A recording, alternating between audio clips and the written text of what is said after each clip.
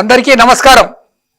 నా పేరు professor Mudigonda Sivaprasad, retired professor of Osmania university, Shivam road, Hyderabad. ముందుగా ఈ సివిఆర్ ఓం ఛానల్ వీక్షిస్తూ ఉన్నటువంటి ప్రేక్షకులందరికీ కూడా హృదయపూర్వకమైనటువంటి అభినందన వందనాలు సమర్పించుకుంటూ ఉన్నాను. ఇప్పుడు ఒక ముఖ్యమైన అంశంతో నేను మీ దగ్గరికి వస్తున్నాను. అసలు ధర్మం అంటే ఏమిటి? ఈ పాయింట్ను ఇవాళ మనం కొద్దిగా చెప్పుకుందాం.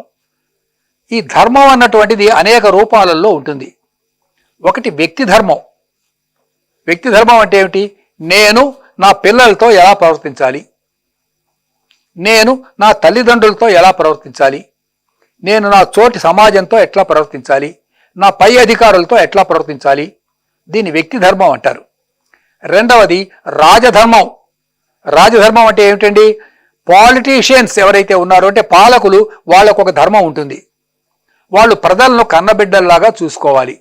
దీన్ని రాజధర్మం అంటారు.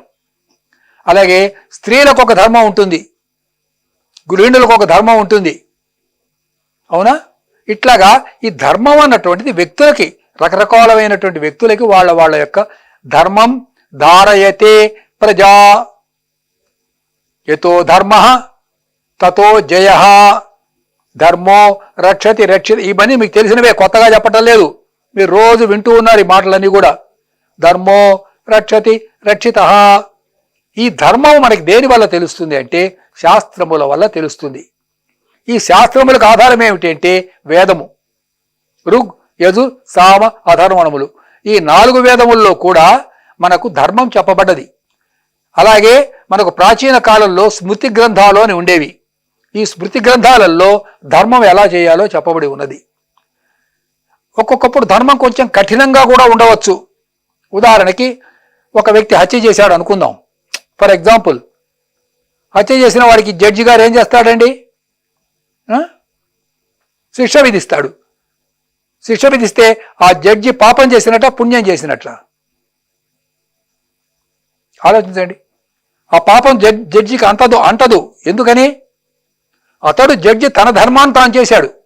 It is the duty of judiciary to protect the society and punish the culprit.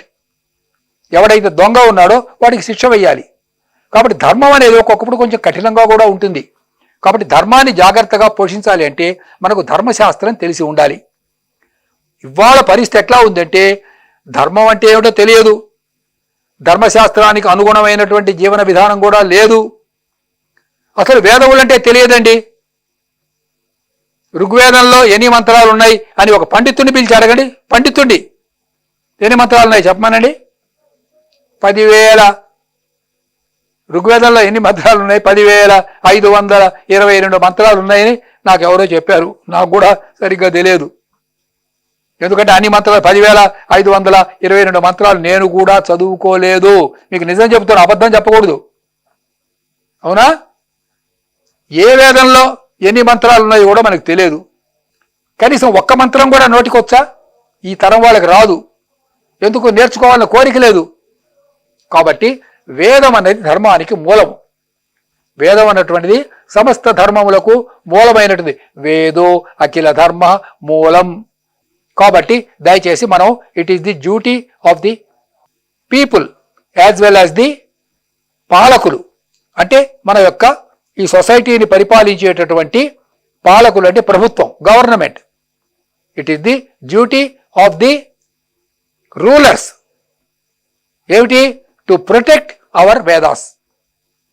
వేదాలని జాగ్రత్తగా ప్రతి దేవాలయంలోనూ, కనీసం ఇళ్లలో కాకపోతే దేవాలయాల్లో అన్నా కూడా ఒక వేద పాఠశాల పెట్టి వాటిని ప్రొటెక్ట్ చేయిస్తే ఈ ధర్మం అంటే ఏమిటో వాళ్ళకి కొంచెం తెలుస్తుంది పిల్లలకి.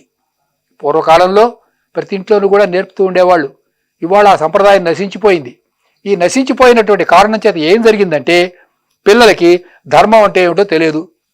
తండ్రి పిల్లల ఏడాల ఎలా ప్రవర్తించాలి, పిల్లలు తండ్రి ఏడాల ఎలా ప్రవర్తించాలి, భార్య ఏడాల భర్త, భర్త ఏడాల భార్య. ఈ ధర్మం తెలియకపోవడం వల్ల సమాజంలో అవ్యవస్థ వచ్చిందండి. సమాజంలో ఇప్పుడు మనం అవ్యవస్థ చూస్తున్నాం కదా. అవ్యవస్థ అంటే ఏమిటి? డిజార్డర్. ఈ డిజార్డర్ కారణం ఏమిటంటే ధర్మం యొక్క స్వరూపాన్ని మనం తెలుసుకోకపోవడం. అందువల్ల మనం నీకు నేను సవినయంగా చేసే విజ్ఞప్తి ఏమిటంటే అందరికీ కూడా ధర్మం అంటే ఏమిటో తెలపండి. ధర్మం అంటే అదేదో రిలిజియన్ ఏంటి అనుకుంటారు. రిలిజియన్ మంచిదే, కానీ రిలిజియన్ అంటే ఒక దేవతా పూజ. ధర్మం అనేది దేవతా పూజ మాత్రమే కాదు. ధర్మం ధారయతే ప్రజ, ఈ ప్రజలందరినీ కలిపిగట్టి ఉంచేటటువంటి దాన్ని, ఆ అనుబంధమైనటువంటి ఒక సిమెంటింగ్ ఫ్యాక్టర్, దాన్ని ధర్మ అనే పేరుతో పిలుస్తూ ఉన్నారు. ఈ ధర్మం అనేవాడు సరిగ్గా ధర్మాన్ని కనుక బాగా ఆచరించినట్లయితే అతడు ఈ సమాజంలో ఇన్ని కులాలు ఉన్నాయి కదా, భారతీయ సమాజంలో ఇప్పుడు 140 కోట్ల మంది ఇంకా పైన ప్రజలు ఉన్నారు. It's a big society. వీళ్ళందరినీ సమానంగా భావించగలిగినటువంటి ఒక మనస్తత్వం మనకు ధర్మం అనేది ఇవ్వగలుగుతుంది. ఇది ఎలా లభిస్తుంది అంటే వేదశాస్త్రముల యొక్క అర్థము, వాటి యొక్క సారాంశం తెలుసుకున్నప్పుడు, వాటిని అధ్యయనం చేసినప్పుడు, పాఠనముల్లో వేదం ఉన్నప్పుడు మనకి తెలుస్తుంది. ఒకవేళ అయ్యా మేము రోజు అలా ధర్మం చదువుకునే అవకాశం మాకు లేదంటే చదువుకున్న పండితుల దగ్గరికి వెళ్ళి తెలుసుకోండి, లేదా ఇలాంటి కార్యక్రమాల్ని వీక్షించండి.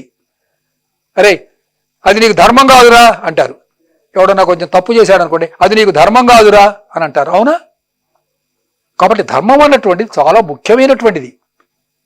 ధర్మం మూలమైనటువంటిది. అసలు ఈ సృష్టికి ఒక ధర్మం ఉన్నది, ఋతువులకు ఒక ధర్మం ఉంది. ఆ ఋతువు ఒక్క విషయం చెప్తానండి, సూర్యుడికి ఒక ధర్మం ఉంది. అవునా?